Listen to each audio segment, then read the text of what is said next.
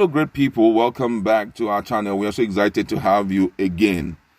The president of Nigeria today visited Imo State, though he was not welcomed by the resident as expected. But the truth is, he actually visited.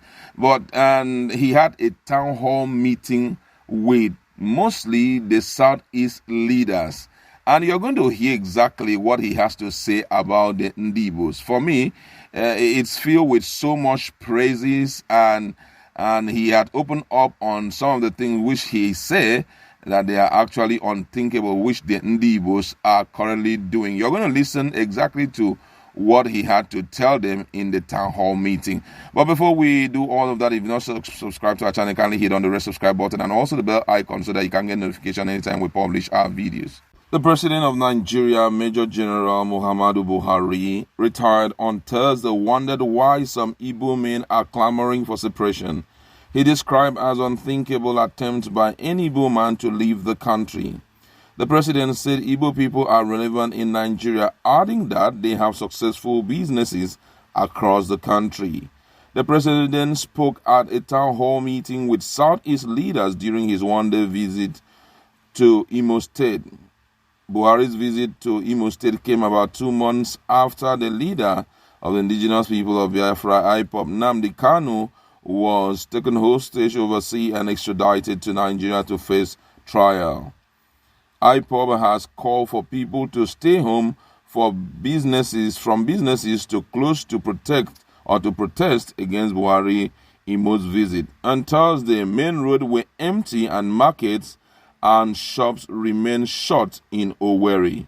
A statement quoted by the president as saying that with less than 2 years left in his 8 years tenure as the president of Nigeria, security would remain a major priority for his regime.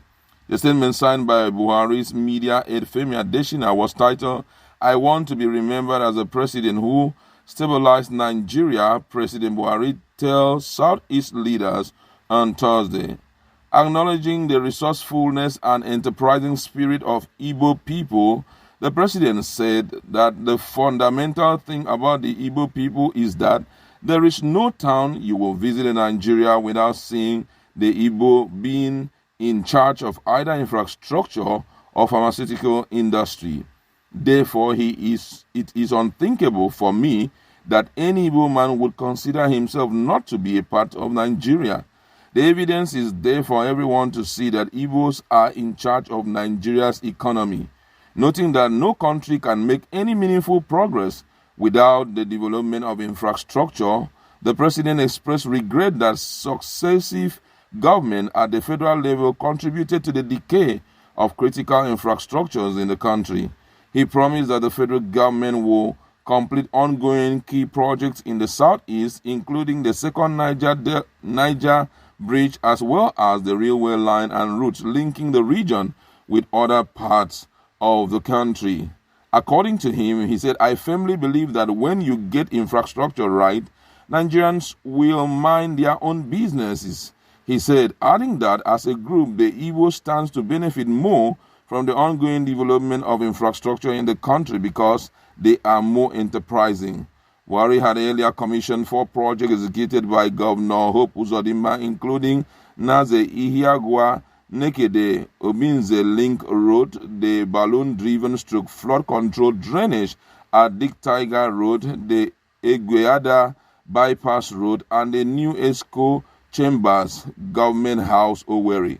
Addressing Imo residents at the commissioning of Egweada Bypass, named after a prominent son of the state, Chief Emmanuel Iweyahu, the president said he was very impressed with the level of work done by the state government. According to him, he said, "I am very pleased with what I have seen, and I assure you that I will support Imo State within the Constitution of the Federal Republic of Nigeria." Wow.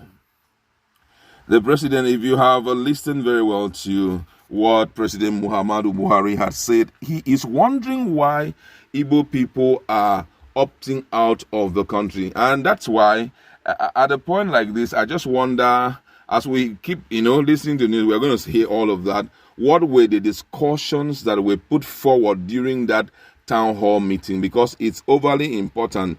Sometimes these people may, mostly our leaders, may not have first-hand information about a lot of things that are happening or the yearnings of the people. Why? Because they are already three classes of government: the federal government, the state government, and the local government. And it's expected that those are the local government reports to the state government, and then those are the state government level, or call them representative of the people, do well to report same to the federal government. And if this is not done, oftentimes it's a little bit difficult. But then, if we want to look at what has been happening thus far, I believe that the president knows very well what has been going on in the southeast.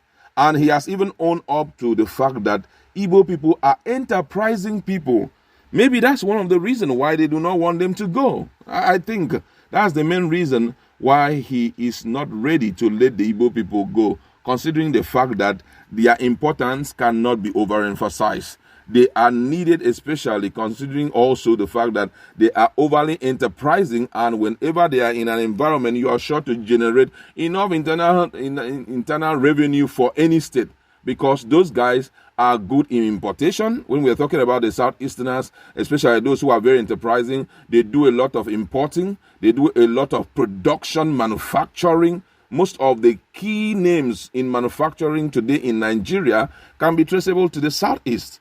And I feel that with all of that in consideration, he is not willing to let them go, because if you had listened very well to what he said, you will see that he one of the things that he has said is that he can't believe that people who are so enterprising and have business dotted all over Nigeria wants to leave the same Nigeria.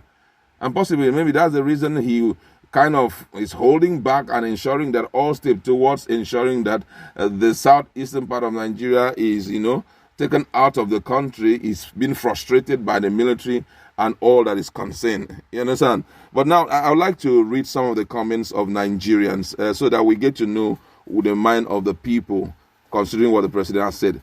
Now, the first person in the list, Chukudi, says here, if Southeast are this important to you, why don't you integrate us into your government and make us part and parcel of the security architecture of your government? Another one here says, the president has finally come to realize that we are important, but we won't want to stay because we are tired of the level of marginalization we are suffering. Another person here says, today was not a good one for the president, considering the reaction of Imo residents. Nobody even came out. I've seen some of the videos thus far, and it clearly shows that 98% of Igbo residents were indoors. They did not go out to welcome the president. Another person here says, what has happened today in Imo State will break the heart of Governor Hope Uzodinma. I don't know I don't know who he will be intimidating this time around, considering the fact that all his plan to welcome the president in a big way was frustrated by the sit-at-home order, despite the fact that IPOB rejected that they did not issue it. This one here says, with what has happened today, Hope Uzodinma can now see that he is not in charge of Imo State, no matter what he is trying to do. Another person here says, this is not the right thing to do, especially considering the fact that the president came. They would have at least changed their ways and welcomed the president. So many people are talking, and I'd like to leave it there. Go to our comment section. Now that you've heard what the president have said about the Ndigbos, what is your viewpoint?